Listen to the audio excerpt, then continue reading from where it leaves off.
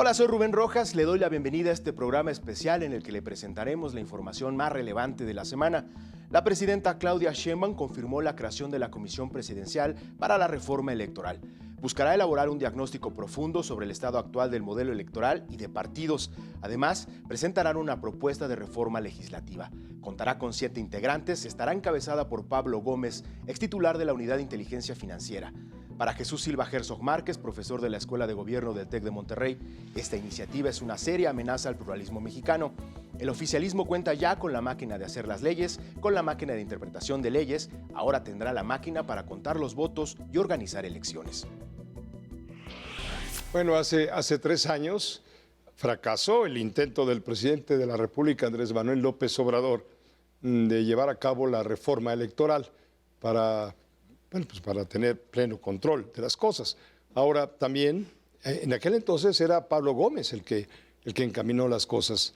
Fue en diciembre de 2022, si mal no recuerdo, cuando Morena y sus aliados no tenían todavía la mayoría constitucional para suprimir el INE, crear el Instituto Nacional de Elecciones y Consultas, crear una sola legislación electoral para todo el país, desaparecer los tribunales y órganos electorales locales, elegir a los consejeros, que ya no sean tantos, sino que sean 7, elegir a magistrados electorales, postulados por los 3 poderes, eliminar las diputaciones plurinominales en la Cámara de Diputados, dejar en 96 y no en 128 el número de senadurías y sobre todo, algo que entiende muy bien la gente, reducir el financiamiento a los partidos políticos, los gastos, el dinero, pues, que le dé el gobierno a los partidos. Usted sabe que un partido político sin dinero, pues no baila, no es un partido.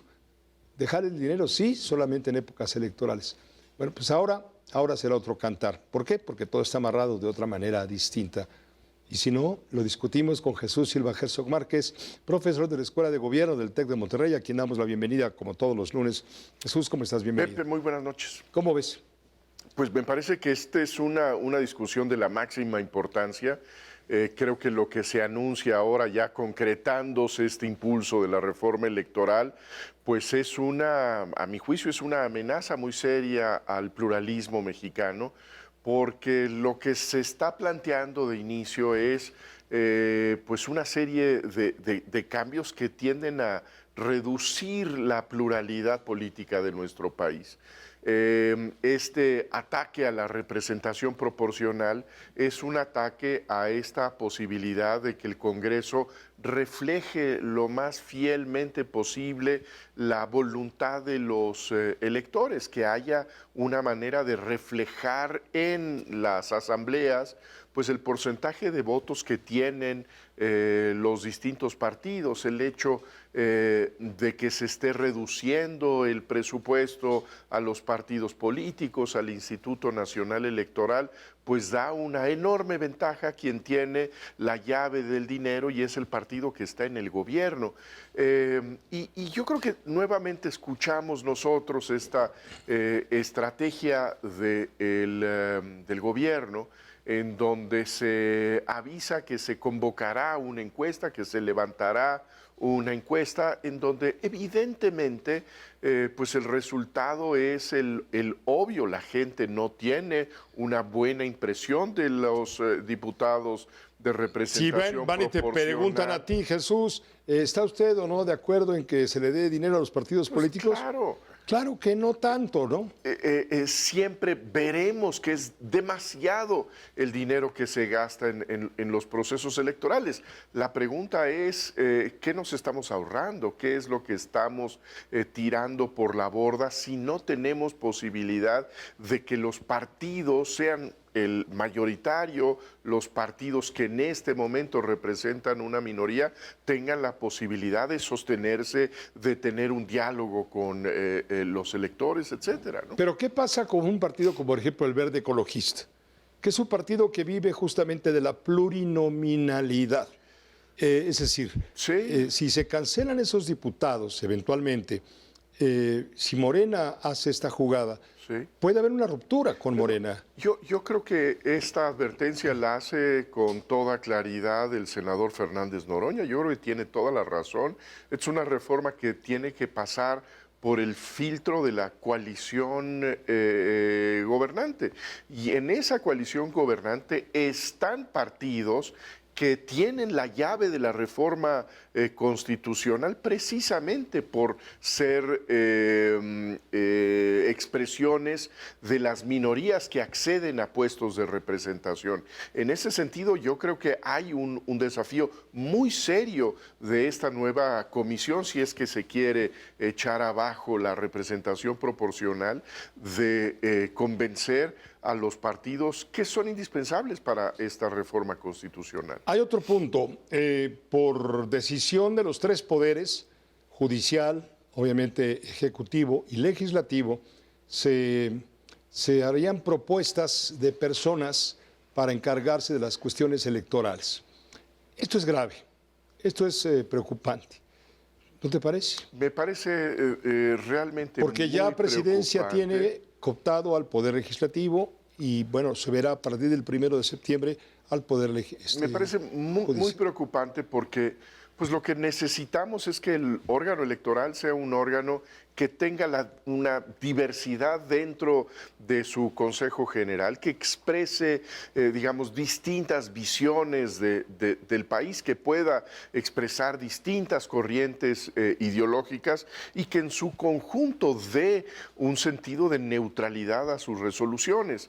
Creo que ya lo que vimos con la reforma judicial es que pues los jueces estarán en sintonía con la mayoría legislativa y la mayoría que tiene el control de la presidencia. No hay esta pues necesaria diferencia de vocabularios, de ritmos, de argumentos, de plazos que hay, que necesita un sistema democrático. Si ahora metemos en la misma cubeta, si lo metemos bajo el mismo criterio en donde la mayoría tiene no solamente la máquina de hacer las leyes, no solamente la máquina de interpretar las leyes, sino también la máquina de contar los votos y organizar elecciones, pues lo que tenemos es que los dueños del balón son solamente los integrantes del oficialismo y no hay ninguna pista para competir en plano de mediana equidad, ¿no? Gracias, Jesús, como siempre, por tu análisis. Muchas gracias, Petro. Gracias y muy buenas noches. El maestro Jesús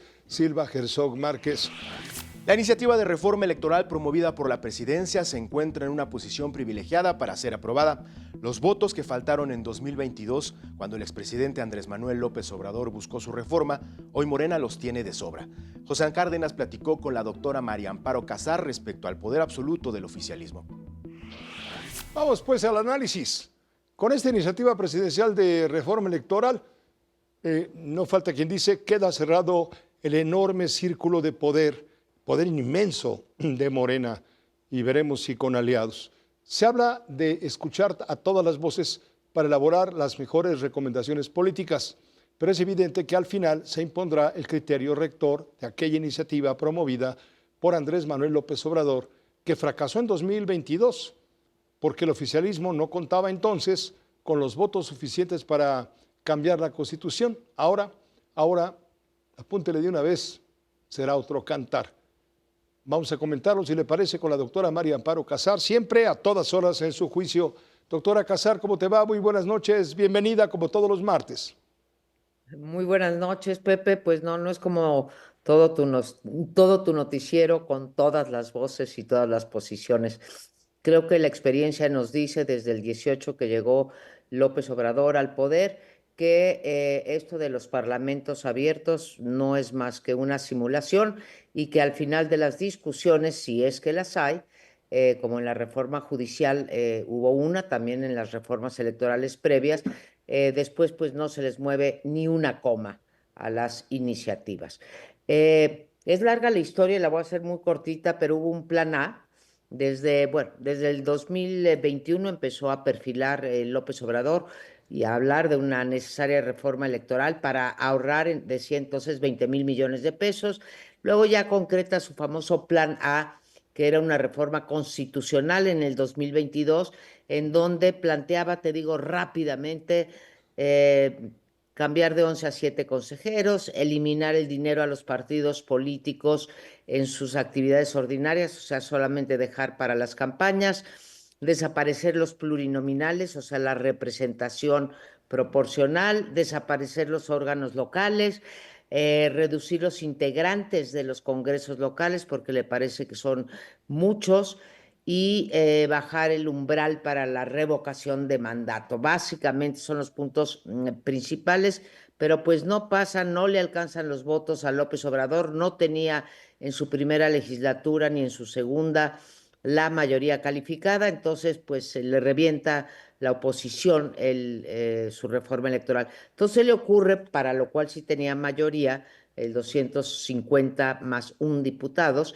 un plan B, que es mucho de menor alcance porque nada más son leyes secundarias, Pepe, y entonces dice, bueno, voy a reducir la estructura del INE, voy a disminuir las oficinas distritales porque hay 300 oficinas, voy a quitar el servicio profesional o el 85% del servicio profesional de carrera y la última que era muy importante, quitar la prohibición, Pepe, para que hicieran proselitismo los servidores públicos. Claro. Se ¿Te aprueban. acuerdas, perdón, me paro, ¿te acuerdas que esa iniciativa de Andrés Manuel López Obrador fue planteada ante la Cámara de Diputados en su momento bajo el talento, con la guía, con la redacción de Pablo Gómez?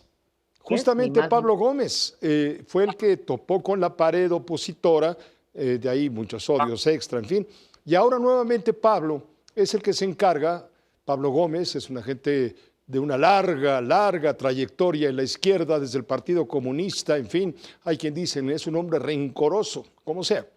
Pablo Gómez ahora va a encabezar esta comisión, en donde, según se anunció y se publicó ayer en el Diario Oficial de la Federación, quienes integran esa comisión son la secretaria de Gobernación, el jefe de la Oficina de la Presidencia, la coordinadora jurídica de Presidencia, el coordinador jurídico de Presidencia, el asesor de la Presidencia, porque en un momento dado son los que van a poner sobre la mesa todas las propuestas que planteen aquellos que están interesados en una mejor democracia y en una verdadera reforma electoral profunda, a fondo, pero equitativa.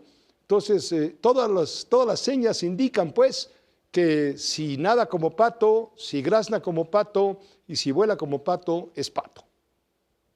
Y es pato, y regresaremos al plan A de López Obrador, probablemente corregido y aumentado.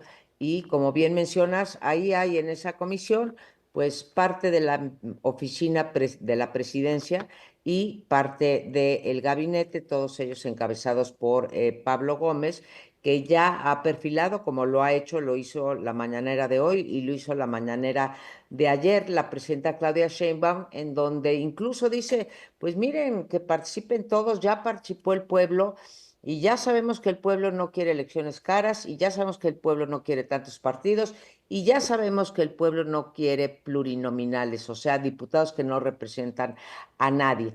Pues Pablo Gómez, como tú dices, en su larga trayectoria entra al Congreso de la Unión en 1979 gracias a la apertura de la reforma electoral de Reyes Heroles, famosa porque ahí inicia, digamos, para algunos la transición, y siempre ha sido plurinominal. Hoy la presidenta dice que los plurinominales no representan a nadie. Bueno, nada más recordarles que nadie de ellos estaría en el poder si no hubiera habido plurinominales. Es una reforma absolutamente regresiva. Sí quiero plantear una posición que tenemos elecciones muy caras, que en el INE se pueden hacer muchos ahorros, que tenemos una estructura pues casi única en el mundo, en donde tenemos un órgano electoral que trabaja, Pepe, 365 días de todos los años, no se justifica. Yo creo que hay mucho espacio para mejorar, pero como tú dices, el propósito último está claro. Volvemos a antes de la reforma del 78, o sea, casi 50 años atrás, y el gobierno va a decidir quién participa, quién organiza las elecciones, quién cuenta los votos y quién valida las elecciones, porque el instituto ya no va a ser autónomo, porque el tribunal ya no es autónomo y porque quieren quitar los plurinominales. Probablemente inventen una cosa así como una minoría que esté representada, pero entonces nos volvemos 80 años atrás, Pepe, a 64, cuando el PRI inventó para poder legitimarse los famosos diputados de partido. Y te daban 5 diputados más un punto porcentual, más un diputado por cada punto porcentual que hubieras ganado en las urnas. Así que sí, Pepe, tienes razón, buscan perpetuarse en el poder. A eso se le llama regresión democrática. Creo que es el último clavo del ataúd ya no el nocturno, como dijo una vez Héctor Aguilar Camín, sino ya más bien el requiem, ¿no?, de la democracia. Gracias, María Amparo Casar, por tu comentario. Siempre bienvenido. Gracias a ti, Pepe. Un gusto verte. Igualmente, gracias. Buenas noches a María Amparo Casar.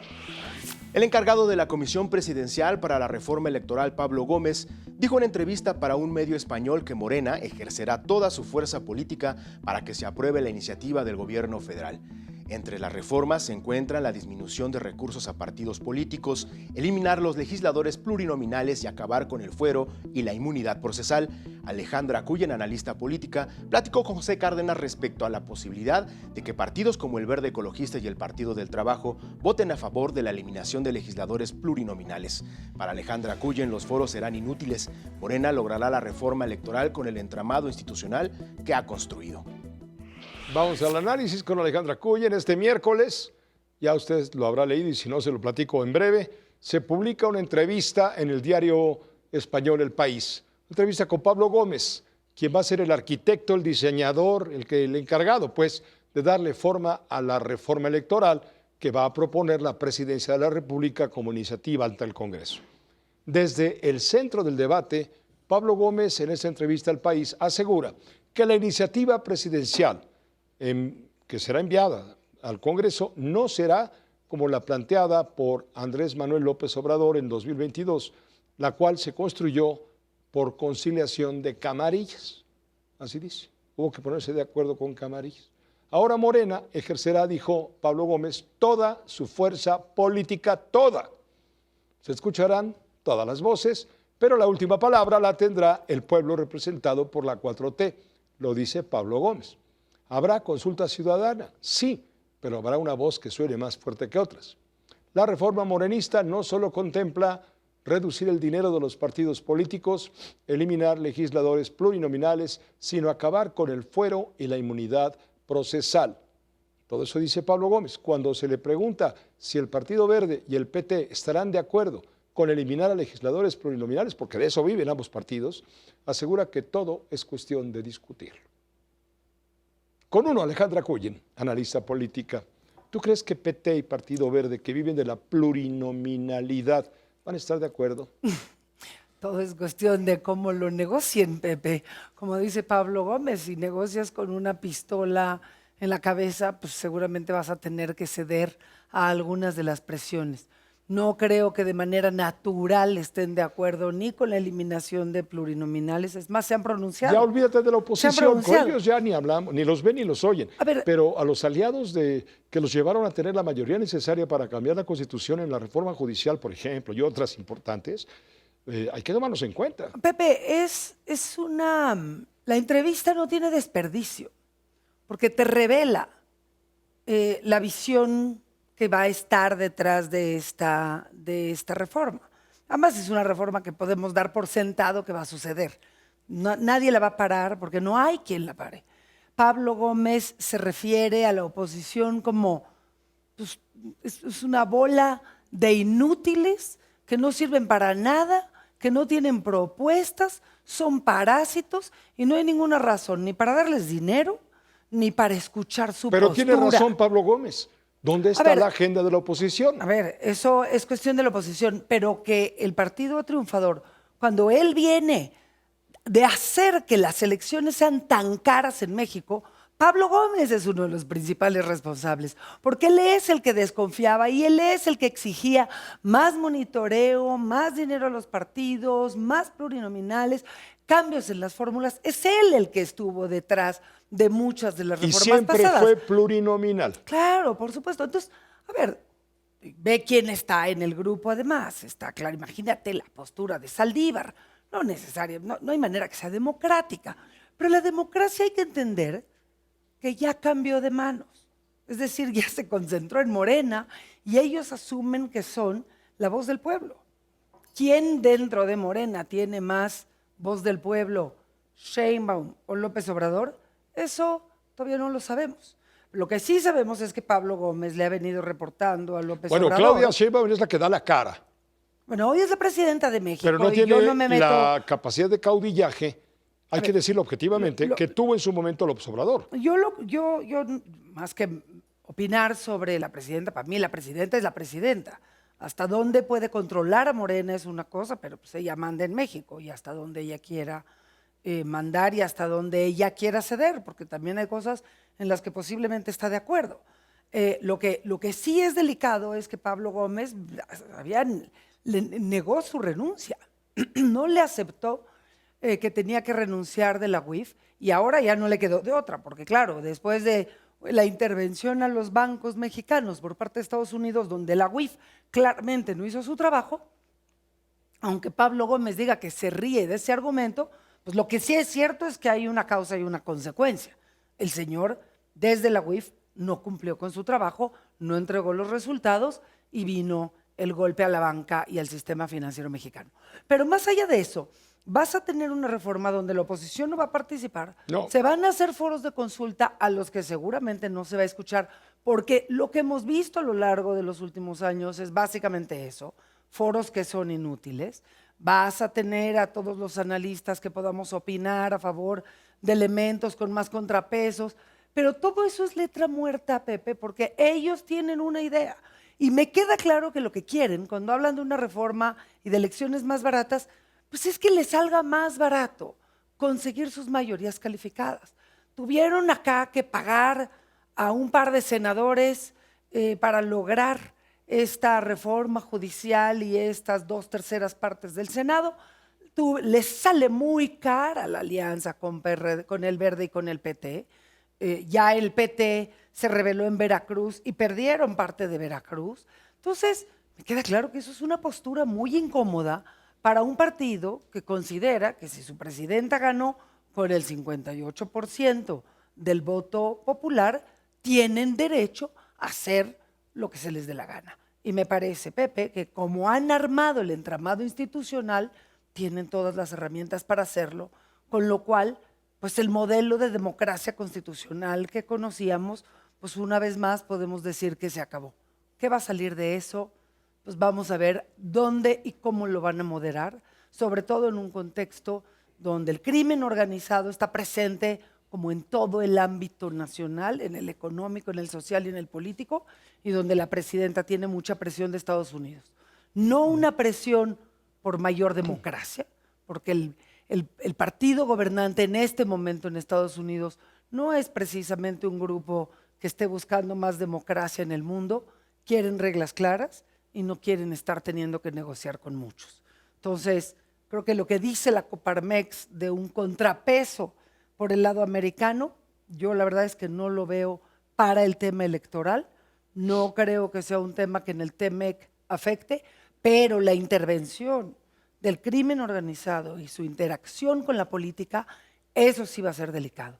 Y mientras no encuentren un mecanismo para controlar eso, ahí sí puede ser que Estados Unidos pudiera intervenir y generar algunos frenos. Te vamos a enviar a una escuela de canto para que aprendas cantos corales sacras, para que puedas interpretar un requiem por la democracia cuando pongan el último clavo justamente a todo este concepto de la nueva dictadura, del nuevo Pero al mismo tiempo, autoritarismo, Pepe, de la nueva república del pueblo. Ya estaba cantado, ya los detalles, si son 100 plurinominales o son 200 o son 50 y ellos los seleccionan, pues no puede ser muy distinto de lo que nos han venido diciendo que quieren hacer. Entonces, yo la verdad es que ese requiem ya lo canté hace un tiempo. Gracias, gracias. Gracias, por supuesto, Alejandra Cuyen, por tu comentario. La Suprema Corte de Justicia de la Nación amparó al exconsejero presidente del Instituto Nacional Electoral, Lorenzo Córdoba, contra la mención que se hace de él en los libros de texto gratuitos. Lo califican de discriminatorio y violento. Para Carlos Elizondo Mayer Serra, profesor de la Escuela del Gobierno de TEC de Monterrey, lo que no le perdona Morena a Lorenzo Córdoba es no haberse sometido a ellos. Utilizar los libros de texto gratuitos fue un golpe bajo y la Suprema Corte tomó la mejor decisión. Morena utiliza esta resolución para quitarle legitimidad a los ministros que salen e incluso para legitimar a los ministros electos mediante un proceso electoral dudoso. Con uno, el doctor Carlos Elizondo Mayer Serra, profesor de la Escuela de Gobierno del TEC de Monterrey. Carlos, buenas noches. Buenas noches, Pepe. ¿Cómo ves todo este asunto? ¿Te acuerdas en 2015 cuando Lorenzo Córdoba conversaba con alguien? A lo mejor eras tú. Y hablaba muy... De hecho, estábamos juntos en Radio Fórmula cuando se hizo pública esa grabación. Ciertamente. Estaba hablando con alguien, pues, muy cercano. Y le chismea que lo vino a ver un grupo de jefes políticos... A Michoacán creo que había ido. De Guanajuato. Le fueron a exigir algo. Y le dijo, de otra manera no va a haber elecciones. Pero él se burló de ello. Esto se hizo público. Y bueno, después él pidió una disculpa pública un mes después o algo por el estilo, y sin embargo la 4T pues no se la perdona y lo lanzó a ponerlo en los libros de texto del 6º año de historia, pues para que quede claro qué clase de cucaracha es Lorenzo Córdoba. Pero Pepe, yo no estoy de acuerdo en todo con eso. A ver. Lo que no le perdona es que fuera un INE autónomo, que pusiera límites, que hubiera una elección intermedia en el sexenio pasado equilibrada, que no le fuera bien a Morena. Entonces esto fue un pretexto. Pepe, a ver, si él hubiera sido un presidente del INE acomodado con López Obrador, comparsa de Morena, ¿tú crees que lo hubieran puesto en libro de texto? Absolutamente, no. No. Como todo, aprovechan una horrible declaración, que por cierto es ilegal grabar las conversaciones privadas, sería ilegal utilizar eso como prueba en un juicio. Se disculpó Lorenzo Córdoba. Cualquier grabación de una conversación personal tuya, mía, de cualquiera, un pedacito puede tener unos comentarios horribles. O sea, no estoy, por supuesto, condonando nada, digamos. Es una expresión horrenda, es un país racista, lo que dice la presidenta es cierto, pero no se resuelve trayendo una frase de Lorenzo Córdoba, un libro de texto que está más o menos en la misma zona. Pero ahí vamos con el dogmatismo. Es una gotita, una dosis de dogmatismo en los libros de texto. Es una dosis de ensuciar a una persona concreta. No es el mejor instrumento para educar a los niños en torno al tema del racismo. Pedagógicamente se podía sustituir de muchas formas. Está fuera de proporción, está junto al genocidio de Ruanda. Entonces, entrémosle seriamente al racismo, por supuesto, es un tema pendiente, pero no me vengan que esta es la solución. Esto es simplemente un adversario de Morena que encontraron esta horrenda declaración para darle un golpe bajo. La Suprema Corte decidió, creo que correctamente, que estaban violando sus derechos, entre otras cosas porque la grabación es ilegal, se había disculpado y está, como digo, fuera de proporción respecto a los temas serios y profundos, complicados que requiere entender un niño mexicano o una niña mexicana para enfrentar el tema del racismo. Ahora, esto sirvió para darle una buena despedida a la Corte que ya se va. Por supuesto. Una Corte facciosa. Bueno, una corte, dice la presidenta, facciosa. Mientras Saldívar fue presidente de la corte, no la consideraban facciosa, eran amigos. El presidente López Obrador le permitió al ministro presidente Saldívar algo inusual, hacer una iniciativa de ley para modificar una serie de leyes que permitieron, y correctamente, tengo que subrayarlo, reformar para bien una serie de temas de derechos, ampliación de derechos, cambios procedimentales, una muy buena reforma. Cuando sale Saldívar y entra una ministra que les cae gorda, pues entonces todo se voltea. Y les cayeron muy gordos una serie de sentencias en torno al INE, a la reforma electoral que quiso promover el presidente de la República, que se declaró inconstitucional, como en su momento discutimos. Creo que tendrían que agradecerle a la Corte, porque si ellos hubieran ganado con la ley electoral que habían promovido, la legitimidad del proceso electoral hubiera sido muy cuestionada, gracias a que se hizo con las reglas del juego viejas, por más que luego vino el agandey que les llevó a la mayoría constitucional en la Cámara de Diputados, pero esa sentencia de la Corte les dio un piso de legitimidad que de otra forma no hubieran tenido. Pero fueron 2, 3 sentencias que les molestaron mucho, como todo en este país, cuando desapareció de la Policía Federal, se encontraron 3 cosas de corrupción de la Policía Federal. Si por corrupción hubiera que cerrar instituciones, habría que cerrarlas casi todas, empezando por la Guardia Nacional, que tiene documentada no sé cuántos actos de corrupción. Es una decisión política y es un uso político para deslegitimar a la Corte que sale y tratar de generar un ambiente positivo a una Corte nueva que viene con un serio cuestionamiento de legitimidad, por algo que se ha discutido en muchos lugares, también tú y yo. Hay reportes que muestran cómo fue una elección donde se violó la ley. Los acordeones eran publicidad del gobierno, fue el indicador que llevó a que fueran seleccionados los que fueron y no otros. Estabas en el acordeón, palomeado. No estabas en el acordeón, no ganabas. Entonces tienen que construir una argumentación, y lo hace muy bien la presidenta, hay que decirlo, para tratar de sembrar a mayor encono contra la Corte saliente y dejarle el piso un poco más cómodo a la Corte entrante. Gracias, Carlos, por tu comentario. Al contrario, Pepe, gracias a ti por la invitación. Gracias, buenas noches. Por supuesto, todos los miércoles, el doctor Carlos Elizondo Mayer Serrano. El miércoles 6 de agosto se cumplieron 85 años del bombardeo nuclear en Hiroshima, Japón. José Antonio Valdés Peña, especialista en cine, preparó una selección con algunas de las películas más relevantes en esta temática. Este miércoles, anteayer, 6 de agosto, se cumplieron 85 años del bombardeo nuclear en Hiroshima, Japón. Mañana la conmemoración será en Nagasaki, también 80 años de que tiraron la segunda bomba atómica en los Estados Unidos. Esta noche, José Antonio Valdés Peña seleccionó algunas de las mejores obras cinematográficas que abordan justamente la primera y la segunda tragedia nuclear en la historia de Japón, que significó la rendición de esta nación del sol naciente ante Estados Unidos en la Segunda Guerra Mundial. José Antonio, ¿cómo estás? Bienvenido. Bien, muy buenas Pepe. noches. Vaya tema que escogiste. Pues vaya tema, y creo que es muy puntual que veamos cómo el cine ha retratado esta tragedia. Efectivamente, mañana se conmemorarán 85 años de Nagasaki, y pues vamos a ver diferentes visiones en diferentes géneros y estilos. Desde luego mucho cine japonés, que finalmente pues es la parte afectada en esta tragedia, y arrancamos en 1952 con una película de Kaneto Shindo que se llama Los niños de Hiroshima.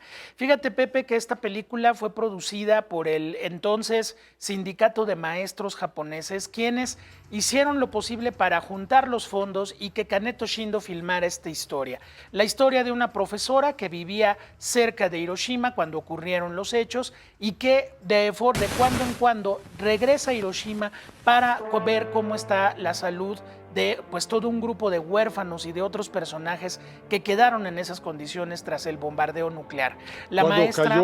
Cuando cayó la Little Boy, se llamaba la bomba. Little Boy, efectivamente. Que soltó el Enola Gay. Exactamente. Que causó por lo menos 150,000 muertes. En ese momento. Exactamente. Más sin contar las secuelas. Efectivamente. De hecho, la película pues nos habla de niños huérfanos, de gente que perdió la vista, de gente que quedó infectada por la radiación, y esta maestra pues va recorriendo, nos va haciendo todo un mosaico de esos personajes que sobrevivieron a Hiroshima. Fue una película importante porque se produce inmediatamente después de que se termina la ocupación americana en Japón, y bueno, pues es la primera película que aborda este tema de una manera pues muy solemne y también muy notable.